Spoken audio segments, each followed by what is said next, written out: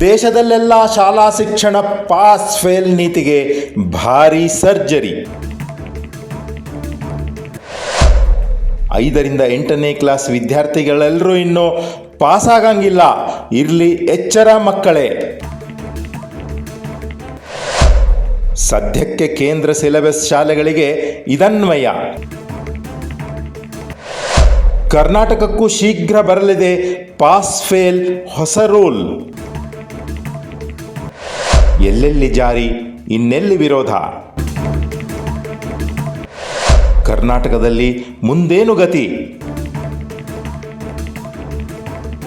ಪ್ರೇಕ್ಷಕರೇ ಪ್ರಣಾಮಗಳು.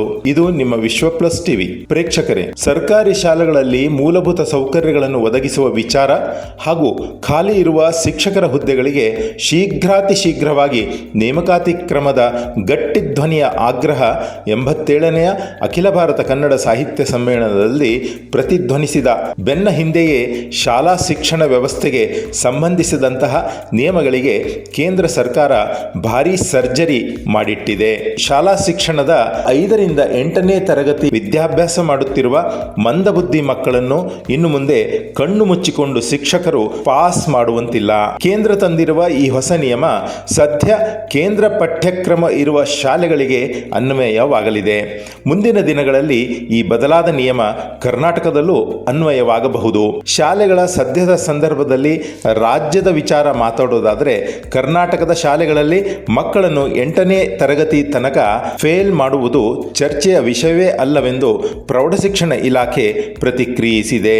ಆದರೆ ಕೇಂದ್ರ ಹೊಸ ನಿಯಮ ಜಾರಿಗೆ ಮಾಡಿರುವುದರಿಂದ ಆ ಕುರಿತು ರಾಜ್ಯ ಮಟ್ಟದಲ್ಲಿ ಚರ್ಚೆ ಮಾಡಿ ನಂತರ ಮುಂದಿನ ಕ್ರಮದ ಬಗ್ಗೆ ನಿರ್ಧರಿಸಬೇಕಾದಂತಹ ಸಂದರ್ಭ ಬಂದಿದೆ ಅಂತಲೂ ಇಲಾಖೆ ಹೇಳಿಕೊಳ್ಳುತ್ತಿದೆ.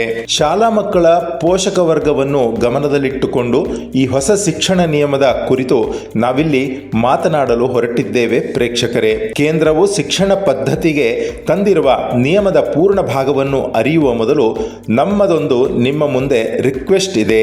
ಆ ನಮ್ಮ ಕೋರಿಕೆ ಇಷ್ಟೇ: ತಾವಿನ್ನೂ ನಮ್ಮ ಚಾನೆಲ್ ಸಬ್ಸ್ಕ್ರೈಬ್ ಮಾಡಿಕೊಂಡಿಲ್ಲವಾದರೆ ದಯವಿಟ್ಟು ಈ ಕೂಡಲೇ ಸಬ್ಸ್ಕ್ರೈಬ್ ಮಾಡಿಕೊಳ್ಳಿರಿ ಮತ್ತು ಅಲ್ಲೇ ಪಕ್ಕದಲ್ಲಿರುವ ಬೆಲ್ ಐಕಾನ್ ಒತ್ತಿರಿ.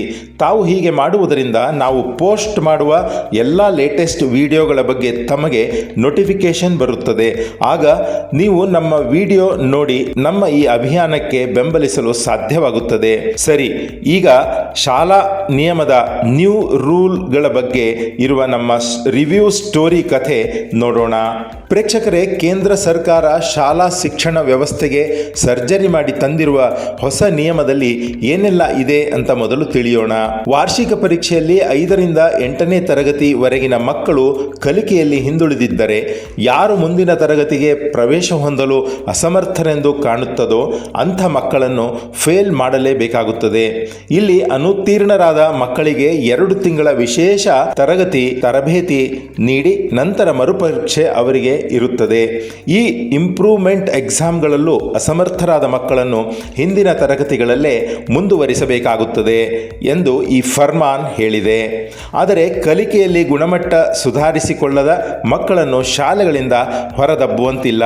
ಈಗ ಈ ಹೊಸ ನಿಯಮ ಎಲ್ಲೆಲ್ಲಿ ಈಗಾಗಲೇ ಜಾರಿಯಲ್ಲಿದೆ ಅಂತ ತಿಳಿದುಕೊಳ್ಳೋಣ. 2019ರಲ್ಲಿ RTI ಕಾಯ್ದೆಗೆ ತಿದ್ದುಪಡಿ ತಂದ ಬಳಿಕ ಈ 5ರಿಂದ 8ನೇ ಕ್ಲಾಸ್ ವರೆಗಿನ ಅಸಮರ್ಥ ಮಕ್ಕಳ ಅನುತ್ತೀರ್ಣ ನಿಯಮವು ಪ್ರಧಾನಿಯವರ ಹೋಮ್ ಸ್ಟೇಟ್ ಗುಜರಾತ್, ಒಡಿಶಾ, ಮಧ್ಯಪ್ರದೇಶ್, ಜಾರ್ಖಂಡ್ ಸೇರಿದಂತೆ ಒಟ್ಟು 16 ರಾಜ್ಯಗಳು ಹಾಗೂ 2 ಕೇಂದ್ರಾಡಳಿತ ಪ್ರದೇಶಗಳಲ್ಲಿ ಅನುಷ್ಠಾನದಲ್ಲಿದೆ. ಕಡೆಗೆ ಈ ಬದಲಾದ ನಿಯಮದ ಕುರಿತು ದೇವರನಾಡು ಕೇರಳದಲ್ಲಿ ಭಾರಿ ವಿರೋಧ ವ್ಯಕ್ತವಾಗಿದೆ.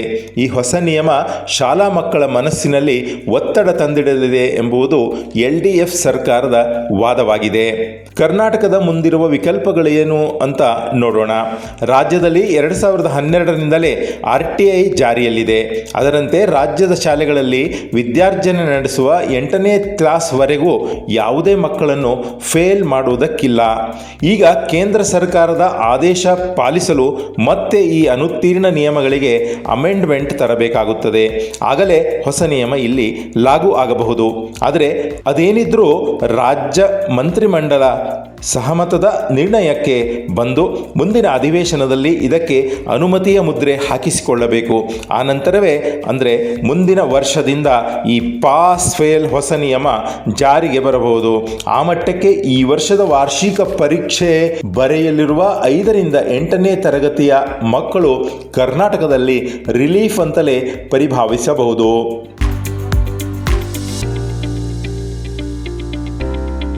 ನ್ಯೂಸ್ ರಿವ್ಯೂ ವಿಶ್ವ ಪ್ಲಸ್ ಟಿವಿ. ವಿಶ್ವ ಪ್ಲಸ್, ಜನಹಿತಕ್ಕಿದು ಜ್ಞಾನದ ಜಾಲ.